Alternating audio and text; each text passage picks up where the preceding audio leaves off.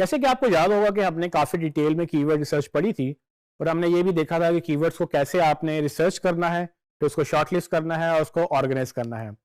लेकिन वो कीवर्ड की एक्सरसाइज हमने की क्यों थी? असल में तो वो कीवर्ड्स अब हमें काम आएंगे, क्योंकि जब हम ऑप्टिमाइज करते हैं तो हम वही कीवर्ड जो है वो यूज़ करते हैं अपने कंटेंट के अंदर। सो मैंने जैसे एक एग्जांपल ली थी मोबाइल स्टोर की। सो आपको याद होगा कि हमने मोबाइल स्टोर के अगेंस्ट मोबाइल फ़ोन एसेसरीज और इस तरह से मिलते जुलते हमने कीवर्ड रिसर्च किए थे, क्योंकि मुझे ये लगा कि अगर मैं मोबाइल स्टोर ओपन करूंगा तो मेरी जो ऑडियंस है वो इस तरह से कीवर्ड ढूंढेगी और हम चाहेंगे कि हमारी वेबसाइट उस तरह से ऑप्टिमाइज हो जाए। सो अब तक कीवर्ड रिसर्च तो ठीक थी, लेकिन उसको ऑप्टिमाइज करना कैसे है, असल में हम ये डिस्कस कर रहे हैं। सो मैंने जब कीवर्ड रिसर्च किए तो मैंने कुछ इस तरह से ग्रुप्स बनाए, और जो कि मैंने बताया था कि जब आपने कीवर्ड रिसर्च करने हैं तो आपने उनके ग्रुप्स बनाने हैं और हर ग्रुप में एक प्राइमरी कीवर्ड होगा। जैसे कि आप देख सकते हैं कि ये 4 ग्रुप्स हैं और 4 डिफरेंट ग्रुप्स हैं, इनमें डिफरेंट सेंस बन रही है, लेकिन ये जो ग्रुप्स हैं इनमें जो हर ग्रुप के अंदर जो कीवर्ड्स हैं वो आपस में मिलते जुलते हैं। सो होता क्या है कि आप जब कीवर्ड रिसर्च करते हैं तो आप हर ग्रुप में एक प्राइमरी कीवर्ड लेते हैं और उससे मिलते जुलते कीवर्ड्स को उसी ग्रुप में डाल देते हैं। ये ग्रुप तकरीबन 5 से 12, 10, 15 इसके अराउंड आप अपने कीवर्ड के ग्रुप्स बना सकते हैं। कोशिश करें कि कीवर्ड के ग्रुप्स छोटे रखें। अगर आपको ये लगे कि ग्रुप में डिफरेंट किस्म की वो कीवर्ड्स आ रहे हैं तो 2 ग्रुप्स बना लें, ना कि एक ही ग्रुप में सबको आप उसमें घुसाते जाएं। सो इससे फायदा ये होगा कि आप ज्यादातर ऑप्टिमाइज कर सकेंगे अपने कंटेंट को डिफरेंट ग्रुप्स के अगेंस्ट। सो ये मैंने 4 ग्रुप्स बनाए, इनमें से मैं एक ग्रुप पकड़ूंगा और उनको मैं की पेज के साथ असाइन कर दूंगा। सो जितने भी ग्रुप्स आप बनाएंगे बेसिकली हर ग्रुप एक पेज के साथ असाइन करना जरूरी है। सो आपके जितने पेजेस हैं आप उनके साथ एक एक ग्रुप अटैच कर सकते हैं। लेकिन अगर आप नई वेबसाइट बना रहे हैं या आपके क्लाइंट अगर नई वेबसाइट बना रहा है तो अगर उसने कीवर्ड रिसर्च नहीं की तो उसके पेजेस भी नहीं हैं, तो आप क्या करेंगे कि आप उनको एक ग्रुप दिखाएंगे और उनको बताएंगे कि जी देखें ये सर्च हो रहा है और हमें लगता है कि इसके ऊपर एक पेज बनना चाहिए। या अगर आपका अपना बिजनेस है तो फिर डेफिनेटली आप ये डिसीजन लें कि जो लोग वो कीवर्ड सर्च कर रहे हैं जो आपकी प्रोडक्ट या सर्विस से रिलेटेड है और आपको लगता है कि ये आपकी टारगेट ऑडियंस सर्च कर सकती है और अगर ये सर्च करके आए तो आपको सेल जनरेट हो सकती है, तो आपने ये डिसीजन लेना है कि इस ग्रुप के ऊपर मुझे एक पेज बना लेना चाहिए ताकि हम उसके ऊपर ऑप्टिमाइज करें। तो ये ऑप्टिमाइजेशन की जो मैं बात कर रहा हूं वो मैं आपको बताता हूं कि कैसे होती है। तो फॉर एग्जाम्पल मैंने ग्रुप नंबर 1 लिया और मैंने उसको पेज नंबर 1 के साथ एसोसिएट कर दिया।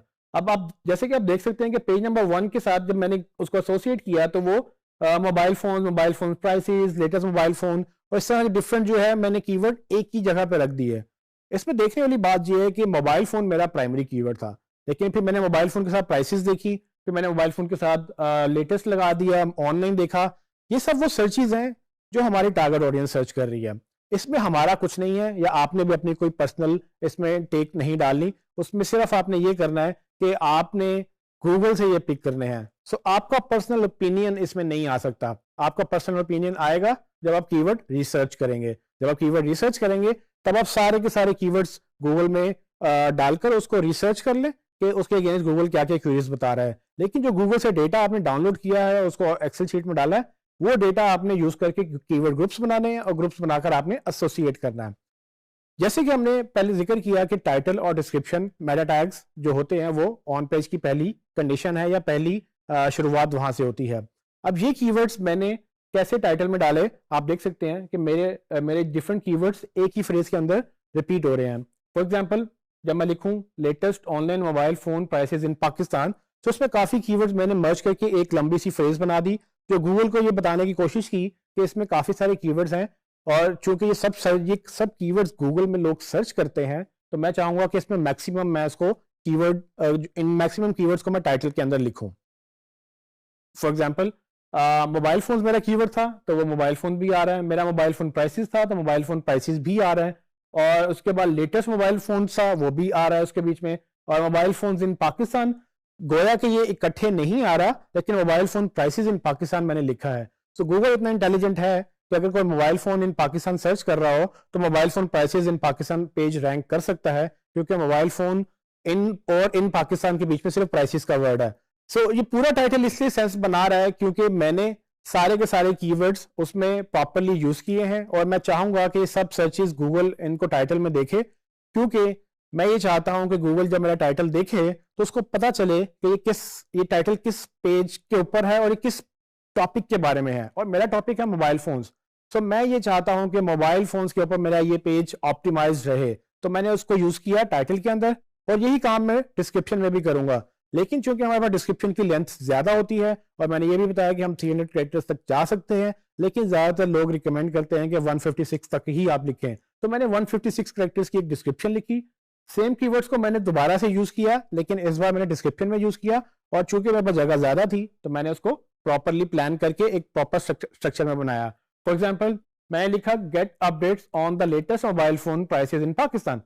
पहले सेंटेंस में मैंने जब लिखा गेट अपडेट्स, इसका मतलब मैं लोगों को इनवाइट कर रहा हूं कि आप अपडेट्स लें on latest mobile phones in Pakistan, latest mobile phones इन पाकिस्तान के ऊपर। तो यही मेरा कीवर्ड था, उसके अंदर मोबाइल फोन्स इन पाकिस्तान, लेटेस्ट मोबाइल फोन्स, ये सब कवर हो रहे हैं। प्राइसेस का सेक्शन मैंने आगे डिस्कस किया, जिसमें सेकंड लाइन में हमारा चूंकि मोबाइल का नाम, हमारे मोबाइल स्टोर का नाम एबीसी मोबाइल्स है, तो ABC mobiles is an online phone store and we provide updated prices on latest smartphones. So इसमें मैंने ना सिर्फ प्राइसेस का वर्ड यूज किया बल्कि मैंने स्मार्टफोन्स भी यूज कर लिया, क्योंकि वो मुझे लगता है कि एक सिनोनिम टाइप वर्ड है जो कि अगर कोई मोबाइल फोन्स लिख रहा हो तो वो स्मार्टफोन्स भी शायद लिख सकता है। अब चूंकि स्मार्टफोन्स की प्राइमरी फोकस नहीं था, मेरा प्राइमरी फोकस मोबाइल फोन्स के ऊपर था, तो मैंने मोबाइल फोन्स को इसके ऊपर ऑप्टिमाइज किया। लेकिन ये भी पॉसिबिलिटी है कि अगर आपको लगे कि स्मार्टफोन्स भी लोग सर्च करते हैं तो आप स्मार्टफोन्स का एक डिफरेंट ग्रुप बनाकर टॉप पर उसके डिफरेंट जो है टाइटल और डिस्क्रिप्शन बनाकर एक नए पेज को ऑप्टिमाइज कर सकते हैं, जिसका नाम भी आप स्मार्टफोन्स के साथ रख दें। ये आपने डिसाइड करना होता है कि कितनी आपने, आपके पास बैंडविड्थ कितनी है, मतलब कि आपके पास टीम कितनी है, रिसोर्सेज कितने हैं, आप एक बंदा काम कर रहा है या 10 बंदे काम कर रहे हैं। ऑफ कोर्स अगर आपके पास स्ट्रेंथ ज्यादा है तो आप इसको एक्सपेंड करेंगे और आप ज्यादा से ज्यादा पेजेस बनाना चाहेंगे ताकि ज्यादा से ज्यादा आपकी रीच हो, ज्यादा से ज्यादा आपका जो है वो वेबसाइट और बिजनेस फैले, ताकि जब भी कोई कुछ भी सर्च करे आपके बिजनेस से रिलेटेड अल्टीमेटली उनको आप मिल जाएं। सो ये टाइटल और डिस्क्रिप्शन जब मैं लिखूंगा तो टेक्निकली HTML के अंदर मैं जब उसको देखूंगा तो वो कुछ इस तरह से दिखाई देगा। इसमें टाइटल ये HTML फॉर्मेट में लिखा हुआ है और डिस्क्रिप्शन भी मेटा डिस्क्रिप्शन फॉर्मेट में प्रॉपरली लिखी हुई है, जिसमें रेड कलर में जो टेक्स्ट नजर आ रहा है आपको, ये मेरी वैल्यूज हैं। अच्छा, अब होता ये है कि अक्सर लोगों को परेशानी ये होती है कि ये अब हम कैसे याद करें या कैसे लिखें। आपको याद होगा कि मैंने आपको ये बताया था कि HTML आपने सीखनी इतनी है जितनी SEO की हद तक आपको आ जाए। सो इसमें बहुत सारे टूल्स भी अवेलेबल हैं जो आपकी जिंदगी आसान कर देते हैं। आपको HTML सीखने की भी जरूरत नहीं है, बस आपको समझने की जरूरत है और आप उन टूल्स को यूज करके अपना टाइटल और डिस्क्रिप्शन लिख सकते हैं। फॉर एग्जाम्पल एक टूल मैं आपको बता देता हूं जिसका नाम है SEO Mofo। इसमें जब आप अपने टाइटल और डिस्क्रिप्शन लिखते हैं तो बिल्कुल ये आपको बताता है कि ये गूगल में नजर कैसे आएगा। तो अगर इसके ऊपर फील्ड्स लिखी हुई होती हैं जिसमें आपको ये बताता है कि आपने टेक्स्ट कितना लंबा लिखा है या आप कितना लंबा लिख सकते हैं, और उसके बाद डिस्क्रिप्शन कितनी लंबी आप लिख सकते हैं और आप कितनी लिख चुके हैं। जब आप ये लिखेंगे उसके बाद URL भी लिखेंगे तो नीचे आपको वो एक डेमो दिखाएगा कि आपका ये जो मेटा टैग्स हैं, ये जो स्निपेट है, ये गूगल के ऊपर इस तरह से नजर आएगा। सो ये जो पार्ट आपको नजर आता है सर्च के अंदर, इसको सर्च स्निपेट भी बोलते हैं। सो ये मैं आपको लाइव डेमो भी करके दिखा देता हूं कि ये कैसे पॉसिबल है। आइए देखते हैं। मैं गूगल पे जाऊंगा और लिखूंगा SEO Mofo। आप SEO Mofo सर्च कर सकते हैं।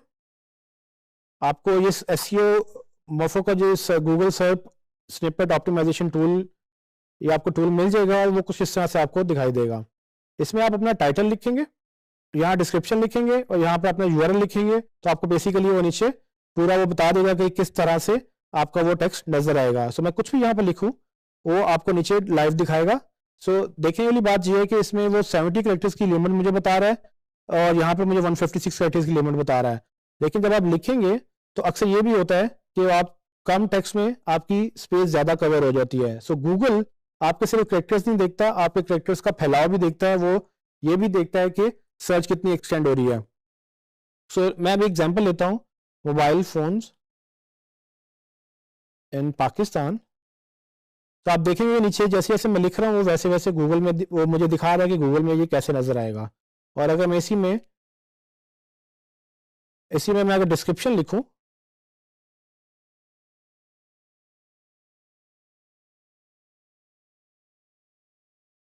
सो आप देखेंगे कि जैसे जैसे मैं डिस्क्रिप्शन लिख रहा हूँ वो मुझे नीचे उसका लाइव डेमो दिखा रहा है और साथ में ये भी बता रहा है कि मैंने कितना लंबा, यानी मेरी कैरेक्टर्स की लेंथ क्या है। अभी तक मैं 28 कैरेक्टर्स की लिख चुका हूँ, टाइटल में 25 कैरेक्टर्स की लिख चुका हूँ। इसका मतलब ये भी है कि मेरे पास अभी गुंजाइश है, मैं टाइटल और डिस्क्रिप्शन और भी बढ़ा सकता हूँ। और यहाँ पर मैं अपनी डोमेन लिखकर ये भी देख सकता हूँ कि मेरी डोमेन के साथ वो कैसा लगेगा। सो आप देखेंगे जैसे मैंने abcmobiles.com लिखा, उसने मुझे ग्रीन कलर में नीचे दिखा दिया। सो ये टूल आप यूज़ कर सकते हैं अपने लिए भी, और आप इसमें डिस्क्रिप्शन लिखकर एग्जैक्टली जान सकते हैं कि आपका वो टेक्स्ट कैसे नजर आएगा। जैसे कि आपने देखा कि मैंने SEO मोफो से टाइटल लिखकर, डिस्क्रिप्शन लिखकर मैंने अपना स्निपेट जनरेट कर लिया, और यही चीज़ आप गूगल को आप इस पे ये लिख के देख सकते हैं कि आपका गूगल में कैसे नजर आ रहा है। सो अगर आपने HTML जनरेट करनी है तो उसके लिए भी आप और भी जनरेटर ढूंढ सकते हैं, काफ़ी आपको टेक्स्ट वो मिल जाएंगे जनरेटर्स जो आपका ये HTML टैग्स वगैरह जनरेट कर सकते हैं। आपने ये काम हर पेज के लिए करना है। तो आप याद रखिएगा जितने भी आपने कीवर्ड ग्रुप सर्च किए हैं वो आपने हर पेज पे ऑप्टिमाइज करने हैं। सो ये काम रिपीट होता है हर पेज के लिए, क्योंकि आपने SEO हर पेज की करनी है और आप चाहते हैं कि आपका हर पेज रैंक करने के काबिल हो जाए। इसलिए ज़रूरी है कि आप हर पेज की कीवर्ड रिसर्च भी करेंगे, तो आप हर पेज की उसको ऑप्टिमाइज भी करेंगे, और हर पेज का एक कीवर्ड का ग्रुप बन जाता है जो आप उसके लिए यूज़ करते हैं। ग्रुप बनाने से एक फ़ायदा और भी होता है। वो फ़ायदा ये कि जब आप एक पेज का ग्रुप बना लेते हैं तो आप कोशिश करते हैं कि वो कीवर्ड्स दूसरे पेज पर असाइन ना हो। सो आप पेज 1 के ग्रुप 1 कीवर्ड्स को आप पेज 2 के ऊपर यूज़ नहीं कर सकते। सो पेज 2 का ग्रुप 2 कीवर्ड्स बनाएं, जो है वो सब आप जब उसको ऑप्टिमाइज करेंगे, इससे ये होगा कि आपका कंटेंट डुप्लीकेट नहीं होगा, और डुप्लीकेट नहीं होगा तो गूगल आपको ओवरलैप नहीं करेगा कि आपने मतलब अपना ही कंटेंट कॉपी किया है या आपके एक ही पेजेस दो कीवर्ड्स के ऊपर रैंक कर रहे हैं। तो गूगल कंफ्यूज हो जाएगा कि किस कीवर्ड के ऊपर मैं किस पेज को रैंक करूं, क्योंकि दोनों में वो आ रहा है। कोशिश करें कि फोकस रखें अपनी अप्रोच, और ज्यादा से ज्यादा यूज करें वो कीवर्ड जो आपने उस ग्रुप में असाइन किए हैं। अगर आपके पास और कीवर्ड्स हैं उसके लिए एक और पेज बनाएं और उसको वहां पर ऑप्टिमाइज करें। अगर आप वर्डप्रेस यूज करते हैं, सो ये जो हमने एक्सरसाइज की, बेसिकली ये जो टैग्स हैं ये उसके लिए यूज होते हैं जो HTML वेबसाइट्स के लिए हैं, लेकिन CMS की भी हमने बात की थी कि उससे जिंदगी आसान हो जाती है। तो अगर आप वर्डप्रेस यूज करते हैं, जो कि हमने रिकमेंड भी किया है, आप वर्डप्रेस यूज करते हुए एक प्लगइन इंस्टॉल कर सकते हैं जो आपको कुछ इस तरह से ऑप्शन देता है। जब आप अपने पेज के टाइटल या पेज क्रिएट करते हैं तो आप इस तरह से वो आपको नीचे दिखाता है कि आपको किस तरह से वो गूगल में नजर आएगा, और आप यहीं पर ही अपना पेज का टाइटल और डिस्क्रिप्शन ऑप्टिमाइज कर लेते हैं, यहाँ तक कि आपको URL की भी ऑप्टिमाइजेशन की ऑप्शन देता है। जब आप ये ऑप्टिमाइज कर लेंगे तो आपको बजाय इसके कि SEO मोफो या दूसरे टूल्स पे जाना पड़े, आप एग्जैक्टली यहीं से देख लेंगे कि आपको वो गूगल में किस तरह से नजर आएगा, और आप इसी को यहीं पर ऑप्टिमाइज कर लेंगे। इस तरह से आपकी ऑन पेज ऑप्टिमाइजेशन जो मेटा टैग्स वाला पार्ट है वो अच्छी तरह से पूरा हो जाएगा। SEO मोफो में तो आपको ये पता चल जाएगा कि ये टूल जो है वो किस तरह से आपको गूगल में टेक्स्ट दिखाता है, लेकिन उसके अलावा भी आप टैग जनरेटर मिल जाते हैं जो आप जिससे आप मेटा टैग्स जनरेट कर सकते हैं। तो मैं आपको अभी लाइव दिखाऊंगा कि किस तरह से आप different Meta tags generator use करके अपने जो HTML कोडिंग है वो आप उसको जनरेट कर सकते हैं। आइए देखते हैं। मैं गूगल पे जाऊंगा और यहाँ पर लिखूंगा मेटा टैग्स जनरेटर। जैसे मैं मेटा टैग जनरेटर लिखूंगा मुझे गूगल काफ़ी रिजल्ट्स दिखाएगा। सो आप इनमें से कोई भी यूज़ कर सकते हैं, लेकिन जो हमारा रिकमेंडेड है वो SEO चैट का टूल है। इस पर आप क्लिक करेंगे और आपको एक नया पेज ओपन होगा। उसमें आप देखेंगे कि SEO चैट का एडवांस मेटा टैग जनरेटर, ये आपको एक ऑप्शन दे रहा है जिसमें आप काफ़ी सारा डेटा फिल करके नीचे टैग जनरेट कर सकते हैं। ये बहुत सारे और भी टैग्स हैं जिसमें हमने अभी जिक्र नहीं किया इनका, लेकिन अगर मैं चाहूँ तो मैं इसको सबको फिल कर सकता हूँ। सो लेट्स सपोज कि मैं लिखता हूँ मोबाइल फोन्स इन पाकिस्तान, ये मेरा टाइटल है, और मैं डिस्क्रिप्शन भी लिख देता हूँ।